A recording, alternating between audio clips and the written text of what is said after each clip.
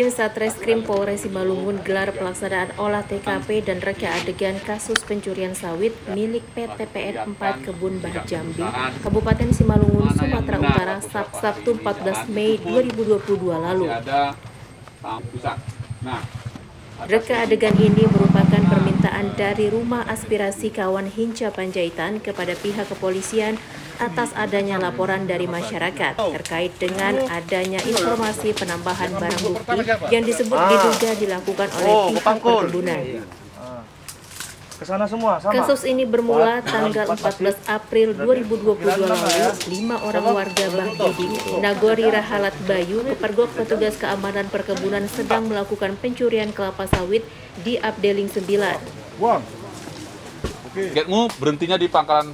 2 dari 5 pelaku berhasil kabur, sementara 3 tersangka lainnya, yakni Rindu Sinaga, Jamson Situmorang, dan Julius Man tertangkap oleh petugas pengamanan kebun.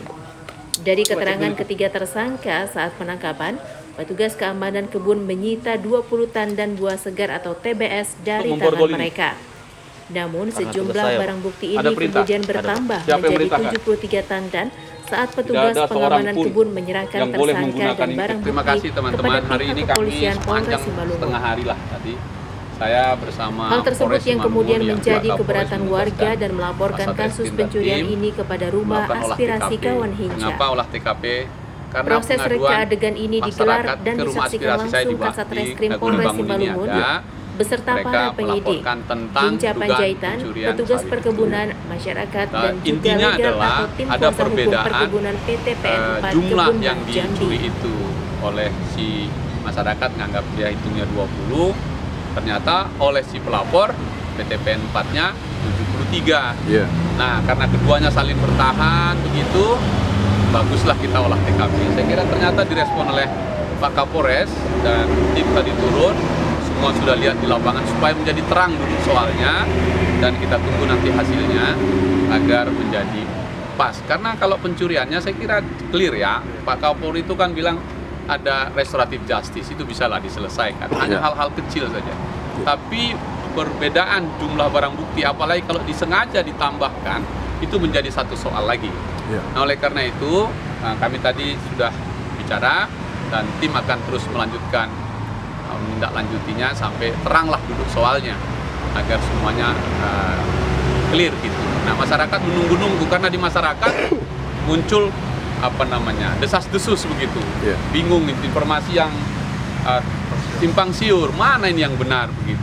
Nah, karena itu perlu disampaikan. Nah, yang kedua, ini sekaligus tadi temuan kami perlu klarifikasi yang penting dari PT PN, karena saya keberatan baik sebagai Komisi 3 maupun sebagai masyarakat yang memborgol terlapor ini.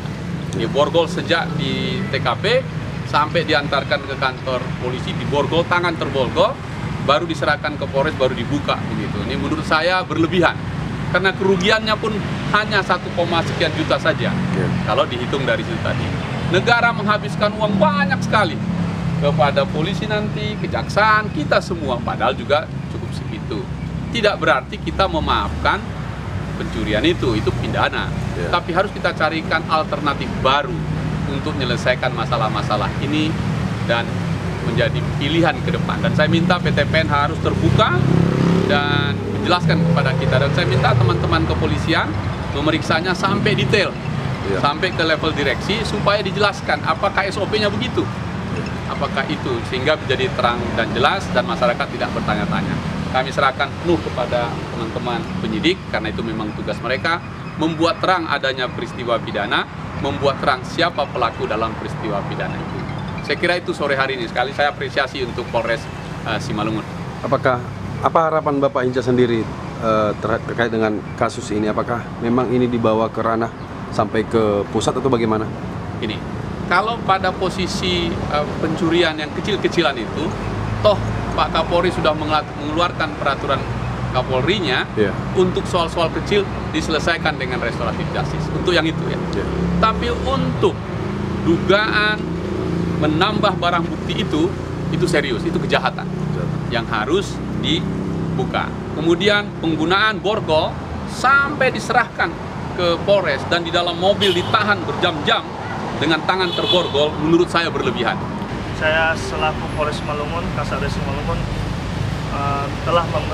akan membentuk tim sus terkait temuan-temuan tersebut dan akan saya tindak lanjutin dan kami tindak lanjutin tentunya, karena biar jangan ada informasi yang simpang siur dan jangan ada ditemukan pelanggaran di kemudian hari, bahkan jangan ada timbulnya pidana-pidana di kemudian hari. Mungkin seperti itu.